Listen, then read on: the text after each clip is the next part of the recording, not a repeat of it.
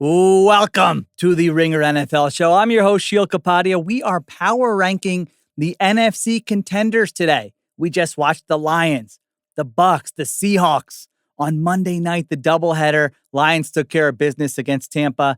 Mike Evans suffered a potential season-ending injury, it sounds like. And the Seahawks with a very nice win over the Houston Texans. So the question is, where do we stand with the contenders in the NFC? To talk about it, we've got the Ringers, Steven Ruiz. We each ranked our top 5 contenders in the NFC, didn't tell each other beforehand. Ruiz surprised me with his number 5 team, and I think I can get on board with the team he picked. So see if you agree or not. All right, we'll take a break. We'll come back and talk it through contenders in the NFC. This is the Ringer NFL show presented by FanDuel. And if you're betting on the NFL, FanDuel's the place to do it. They've got everything. Same game parlays, quick bets for when you want to jump in live, and your way so you can set your own lines. The app's fast, it's easy to use, and best of all, when you win, you get paid out instantly. Download the FanDuel app or go to FanDuel.com/RingerNFL to get started. The Ringer is committed to responsible gaming. Please visit rg-help.com to learn more about the resources and helplines available and listen to the end of the episode for additional details. Must be 21 plus and present in select states and 18 plus in DC, Kentucky, and Wyoming. Gambling problem? Call 1-800-GAMBLER or visit rg-help.com. Call 1-888-789-7777 or visit ccpg.org/chat in Connecticut.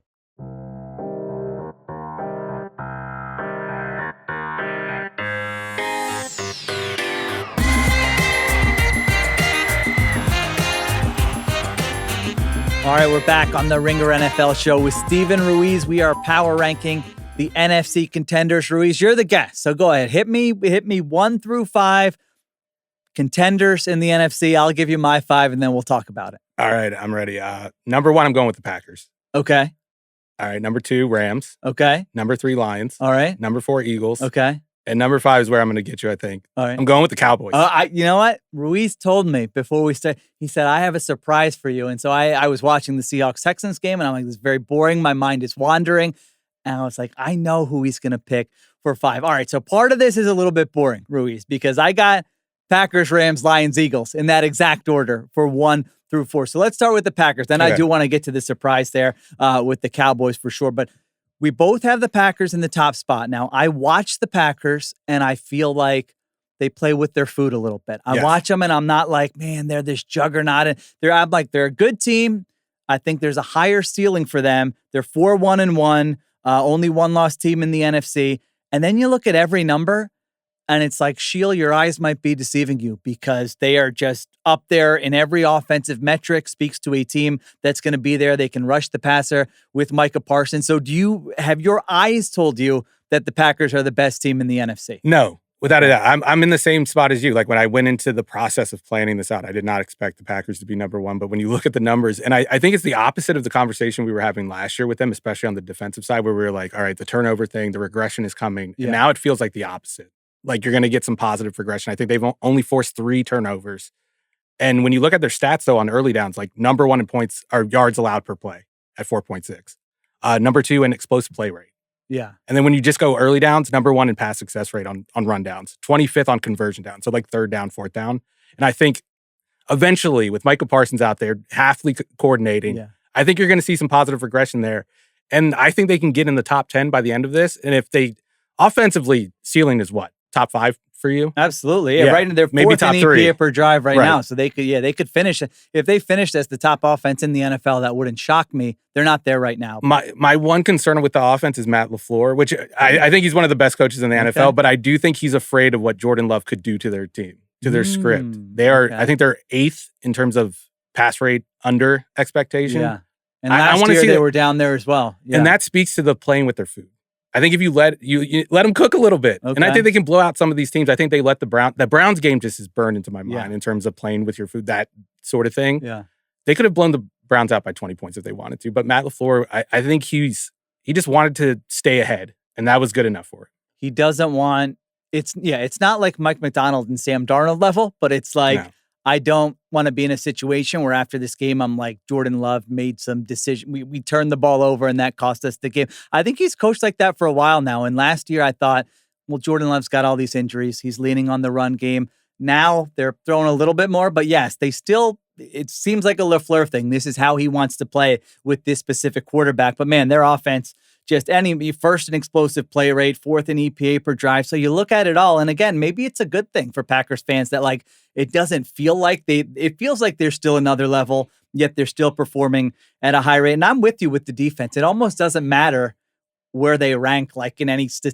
metric at the end of the season. Because when they get to the playoffs, Micah Parsons, I think there was some talk like, he's been kind of quiet and then this last game, I mean, he was dominant and now he leads the NFL in pressures, literally first, second in quick pressure. So I think they just have the formula. They've got explosive offense, defense that limits explosive plays, pass rush, good coach, quarterback we both like a lot. So, I think I feel good about the Packers being there in the one spot. One more stat on their offense, and this was a big deal last year. I remember talking about it on the pod all the time, playing man coverage and the need for Jordan Love to start scrambling. His scramble rate against man last year, 1.6%. This year, 10.9%.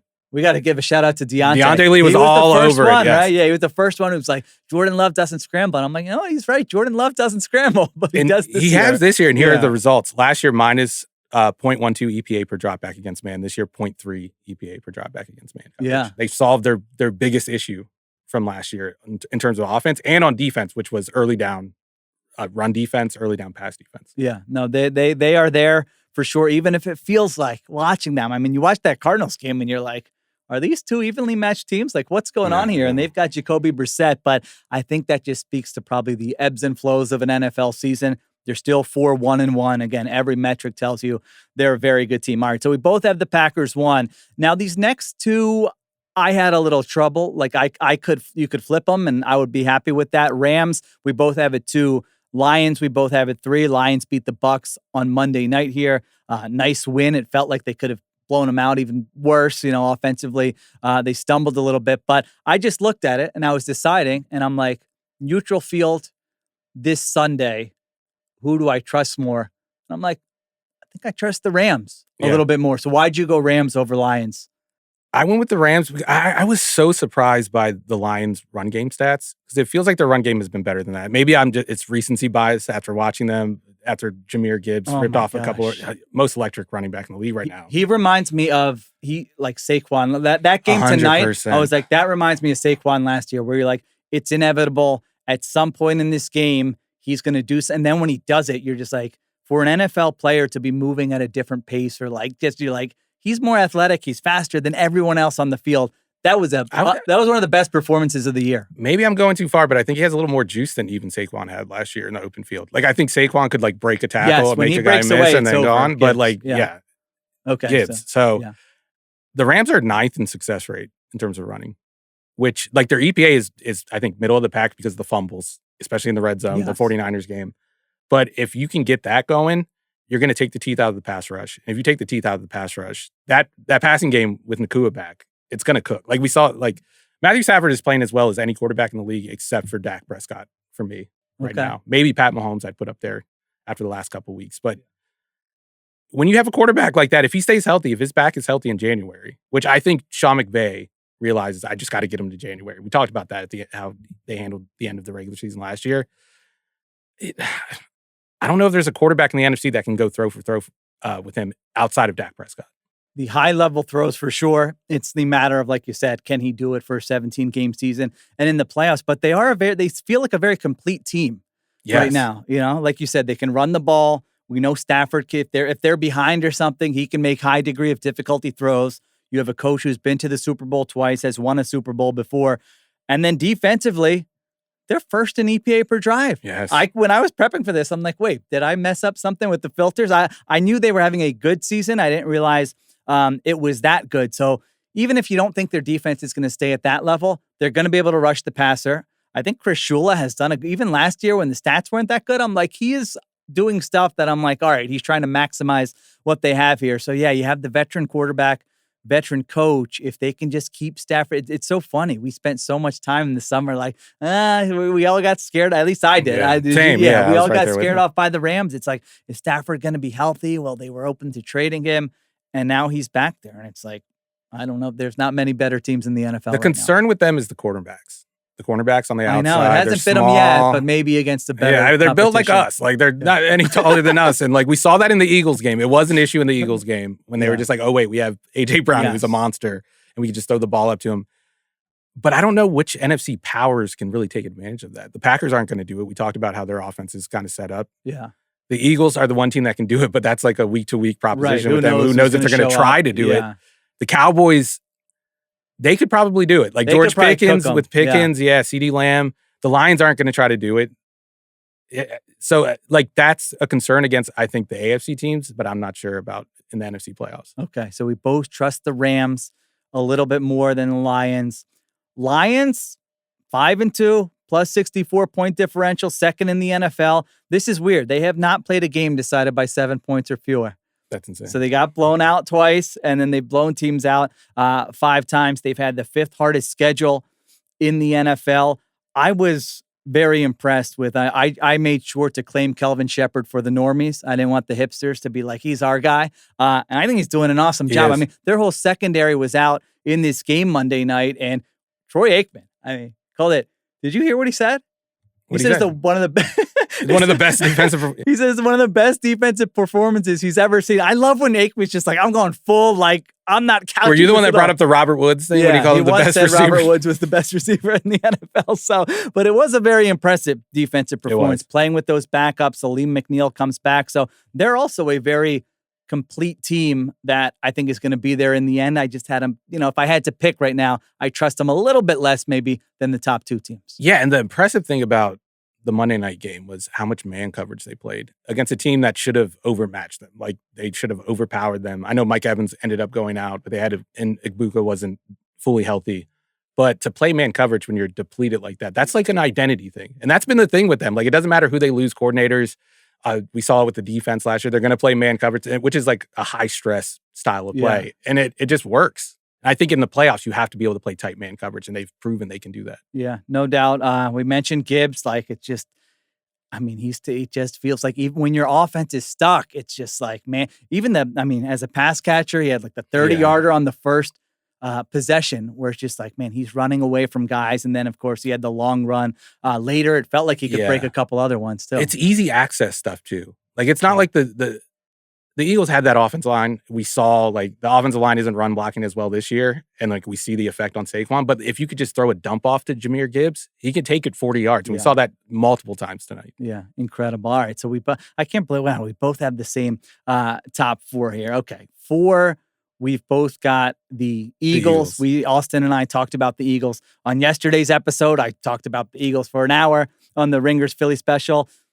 I was looking up. So where are you with the Eagles right now? And because you've always been like, their talent is going to just kind of overpower a lot of teams is where you've been. And that's the thing that just matters. Like, I don't care about any of the questions. Come January, when you have Jalen Carter in the middle, like, I don't care about the edge rushers. I don't care how well they're playing. When you have that secondary, like the guys that they can match up with and kind of take some players out of the game with Mitchell, and the way they tackle, the way they limit Yak. Yeah. I think that's a big deal in the NFC. I don't know about the AFC when you have like these quarterbacks who could just like take over a game. In the NFC, you have these quarterbacks that are system reliant, and a lot of those systems rely on Yak. So I think, and then Jalen Hurts is going to show up a couple games in the playoffs. You just need him for 2 games in the playoffs. We saw that last year. Like, even if he has 2 stinkers or 2 quiet games like he had against the Rams, they can survive it. The question is, does the run game come back by January? And I would bet on it. Okay. I would bet on it. I'm not counting out Stoutland. If the O-line gets healthy, if they do more quarterback run stuff, when the stakes are a little bit higher, I think that's a big deal. They haven't really leaned into that. Now, there are some numbers that are like, the Eagles are a little fraudulent. Numbers aren't there. The numbers aren't good. They're 5-2.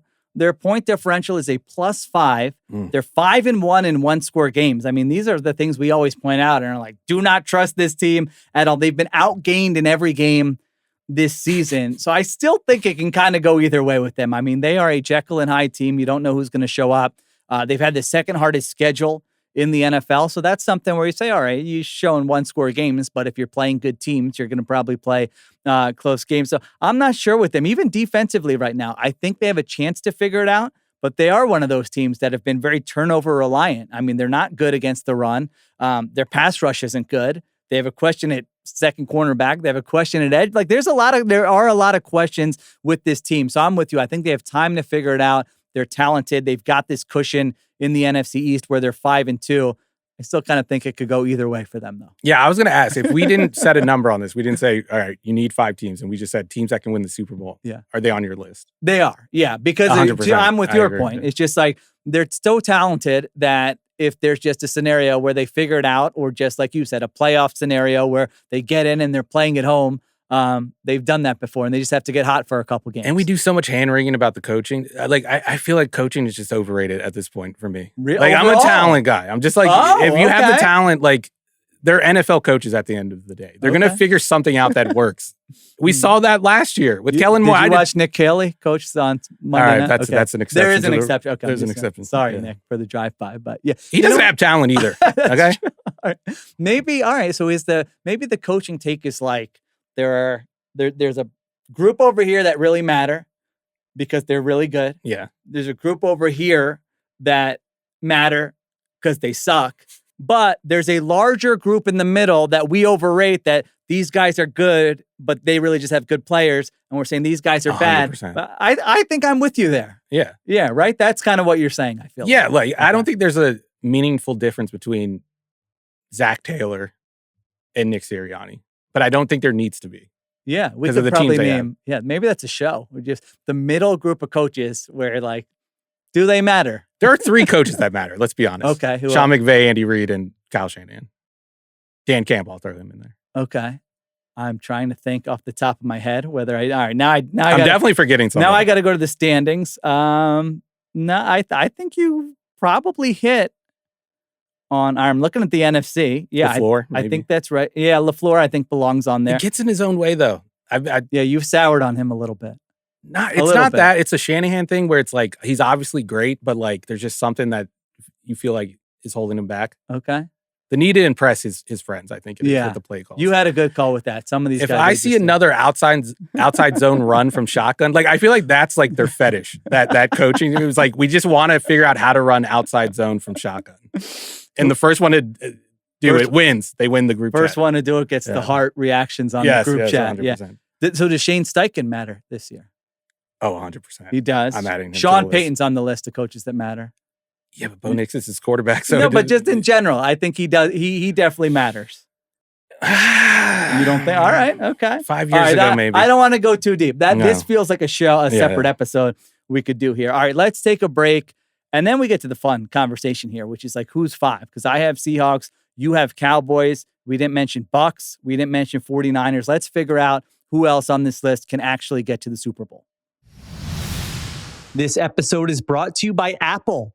Before it was Ringer NFL, it was just an idea. I started with just a mic and a Mac and the need to discuss all things football. We thought, are we going to do a daily show? Are we going to change the logo? Who are the guests going to be? What are the topics going to be? Listen, we're still figuring it out, but no matter what you have an idea for, whether it's creating your own commentary on this week's games, starting a platform for your take on sports, or even founding your own league, go for it. You just need to get started.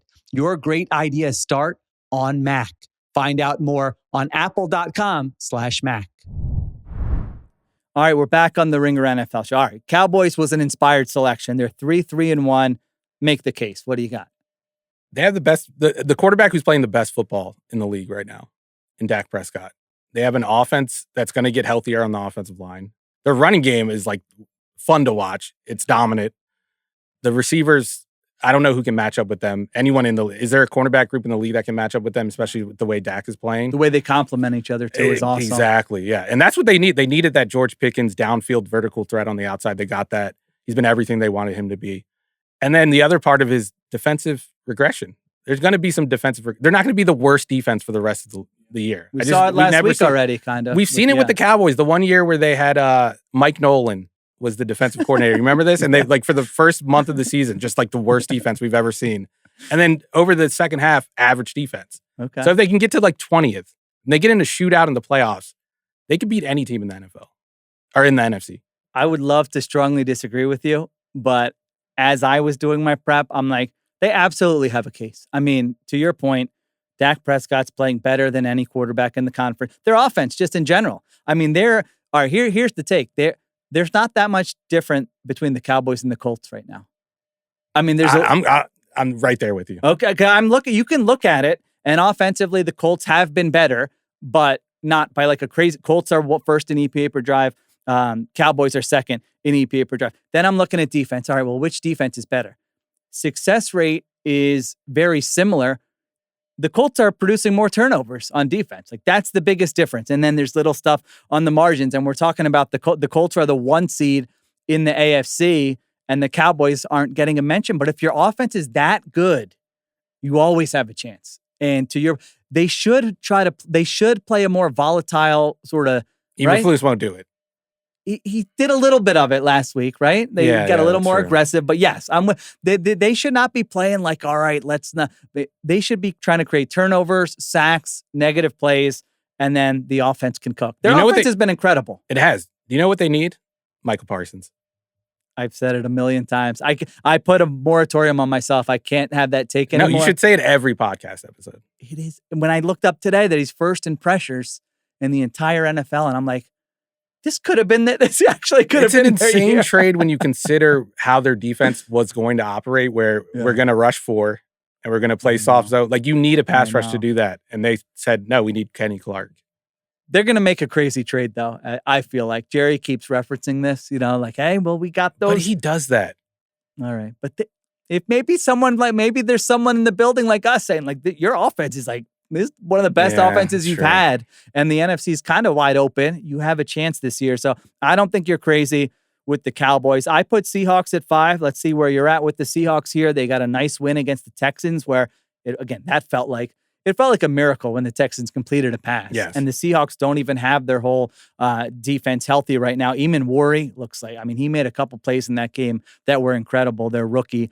So I like their defense. We both trust Mike McDonald, one of the best defensive schemers in the NFL.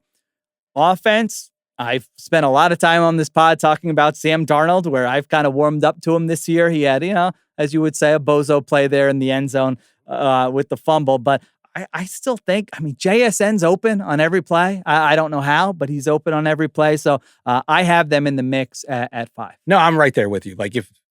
Like, I would have thought about taking, I could put them ahead of the Eagles. And I think if last year didn't happen, we both would have had them ahead of the Eagles. That might be true. The Eagles have the benefit of the doubt because they figured it out last year. Yeah. My one thing with them is I want to see them play in a negative game script. I think the last 2 weeks, they've really struggled on third down. And that's the one thing we just haven't seen yet. And that's the question mark Mike with Sam McDonald Darnold. doesn't want to see that. No, He's he telling doesn't you want with to all see his it. actions. That's the last thing he wants to see. But no offense gets to play on the front foot for the whole season. It never happens. There's going to be counters. And I don't think it's fair to question Clint Kubiak, but we haven't seen it yet. Yeah. That's the only thing with him. We just haven't seen it yet. And with McDonald has told us exactly what kind of team he thinks he has and how he thinks he can win. So you're right. If that gets flipped and it's like, you can't do that anymore. You got to be more aggressive offensively. What does he do? Does he feel it within a game that, all right, I'm going to change the way I play here? So we'll see, but there's no doubt. They're a very good team. They can win in different ways, and they've overachieved. No doubt about it. Now, Bucs, make the case against the Bucs, because maybe if we're doing this before that Monday night game, I might have them in there. Yeah. I'll be honest. I might have them in there. I think you were a little, even before that game started, you were expressing some doubt in the Bucs. They lose that game against the Lions. They lose Mike Evans, it looks like, for the season with that injury. Where are you with Tampa right now? They got a -1 point differential right now. Yeah. 17th in the NFL. Same as the Arizona Cardinals, to put that into perspective. They've had a lot of turnover luck in terms of not getting punished for it. I think Baker Mayfield has fumbled 4 times. I don't think one of them has been recovered by the defense. Yeah, he had one in this game. Yeah. He has 7 dropped interceptions. He finally got, I think the Eagles got him the first time, and he got an unlucky one kind of this against who they play? I already Lions. forgot the Lions. The Lions. The Lions. It's that was late. a forgettable game. Yeah, our bodies on like you guys. If you watched both Monday night games, you know how we're feeling right now. I mean, that was crazy. No, the Seahawks, they might as well have all played each other, to be honest with you. But yeah, that's my one concern with them. And like the defense, like a Todd Bowles defense against a good offensive coach, I just never trust him against a good offense. Like a Sean McVay, I think Sean McVay can pick them apart. Just the way they play the zone blitzing, that's like the dream for the Shanahan McVay guys. Yeah. I think they're a tough team to play if they're healthy, but now with Evans out and Igbuka didn't look 100% here and Godwin's out, and I think Baker looked a little, maybe he was a little banged up at the end of that game. The run game hasn't been there. Run game hasn't been there at all. I mean, they're 28th in rushing success rate this season. So they, Baker threw it 50 times in this game. So I think they're a let's see what it looks like in December type team. But yeah, I think they've certainly taken a step back than maybe what people thought a couple of weeks ago here. 49ers, how do you feel about them? The injuries on defense just kill it for me. I can't imagine a team that lost Warner and Bosa going on like a 3-game run. I mean, the offense would have to be so good, and the offense is still injured. And I don't think it's impressive that they've sort of weathered through the injuries and are 5-2. But yeah, I don't see the ceiling for them that I do with these other teams. I don't either. And here's my final thought on the Seahawks Cowboys question. What do you trust more to happen? The Seahawks to get an average running game, or the Cowboys to get to like a 20th ranked defense? Or you could say you can use 20th ranked run game for Seattle. I think it's pretty close actually when you mention it. I think a run game's hard to fix though. Yeah. Yeah, that's true. I Usually mean, when a team can't run in the first half of the season, they can't run in the second half. Defense, what would change, I guess, is the question. It's not like they're getting guys back. We know the scheme is the scheme. It's not like they're going to be like, hey, let's run Sam Darnold or something like that. So you're probably right. Yeah, the Cowboys could have a month where it's like Deron Bland had 3 pick sixes. A couple turnovers, one of those. So I'm with you there. I mean, if you're a Cowboys fan, I don't know if you're just going there and like, what if with Micah Parsons, or if you're going, hey, we thought this team was going to suck and this was going to be a disaster of a season. And it's been, they score like 40 points every week. It's fun to watch. Yeah, they're fun to watch. There's no doubt about it. All right, we're not doing a hurry up today because we had a lot of teams to get to. So I just said, Ruiz, come in. That'll be the entire show. So thank you to Steven Ruiz. Thank you to Christopher Sutton for producing, John Jones on video production, Kiera Givens on social, and additional production supervision by Conor Nevins and Arjuna Ramgopowell. I'm Sheil Kapadia. We'll talk to you tomorrow on the Ringer NFL Show.